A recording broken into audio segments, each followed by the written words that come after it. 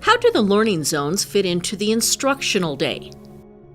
Everything Volcano was new to me, but I have noticed some immediate fundamental differences in cluster work and zone work. One thing I really appreciate about the zone work is that we all now have an opportunity to have the same associate superintendent. So, my feeder schools go to the same support people that I go to. So we're getting the same types of responses. We're able to get a more immediate support from a person and not just reaching out to a department. And I love it because as we are really working hard to build and grow upon vertical articulation, it helps that we have the same support from City Center that comes out to all of our schools and engages with all of the administrators, because again, it gives us a unique voice and a united voice that matches our needs in Zone 3. So we're not getting the same information that they get in Zone 1, because what Zone 1 gets is unique to Zone 1, and what Zone 3 gets is unique to Zone 3. So that's that individualized approach to education that Superintendent Reedy talks about in her messaging, but it's real. It's not just something that she's putting out there because it sounds nice. It really is work that we're able to do. I engage with elementary feeder principals, middle feeder principals. I'm able to dialogue with other high schools who face similar challenges and have similar needs, and that was not available in cluster work. So it really is truly taking a huge district and putting it in a space and in an area that allows us to feel more specific, more unique, more calculated in the work that we do for the people who actually live and go to school in the zones. Do the learning zones impact students? There is no child who is the same, but we do have some community similarities, and we are able to celebrate and bond because of that. And we want our elementary babies to be excited about what's coming in middle school kiddos to be excited about what's coming to high school, because ultimately they need to have similar experiences and exposures on every level. And the zones allow for zone work, not just leveled work. And I think that that's awesome, because by the time they get here, there's a whole lot less uncertainty by the time kids get here, because they're hearing the same things. There are more opportunities for them to actually come to the big school, because we like to host different things.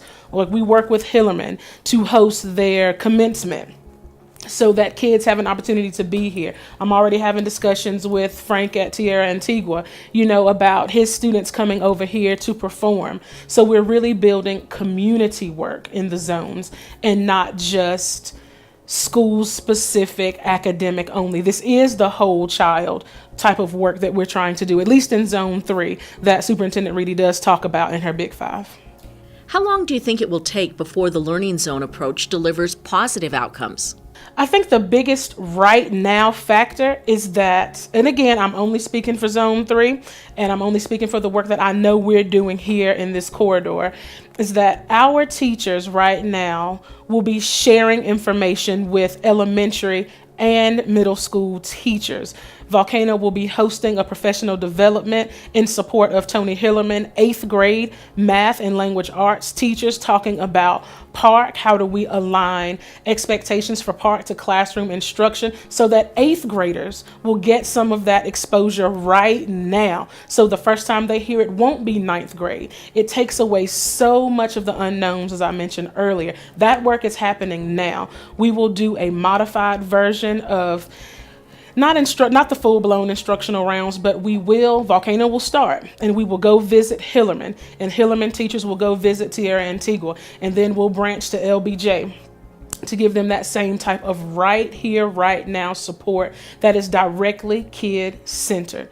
Who are our children? What are their needs? And how do we best meet them instructionally? How do we best support them administratively? That is the right now work that they can find in this corridor in Zone 3. And I do believe that is something similar that you can find at Siebel and at Valley, the other two Zone 3 high schools. What impact has the shift to learning zones had on you personally? I don't get a lot of questions about learning zones, and I think that speaks largely in part to all of the abundance of information that's available to them, because that's how I learned a lot as a transitioning principal. We have a lot of great information on the APS website about learning zones, about the academic master plan. I mean, it's all very intentional. We set the blueprint, which is our roadmap, and the zones are the highways. That is exactly how I look at it. The master plan truly is that overarching roadmap of what great things can we do for kids. And then the highways are the zones, because we can get to city center using a multitude of ways. Some people like the freeway, some people like the back roads, but the zone work allows us choice. And so if anyone were to ask me, that would be my real life, what I see every day response. It gives us information because we all have the priorities set by the district, but we get the autonomy and the choice of how we get our kids there based on their unique learning needs. For more information about the learning zones, please visit aps.edu.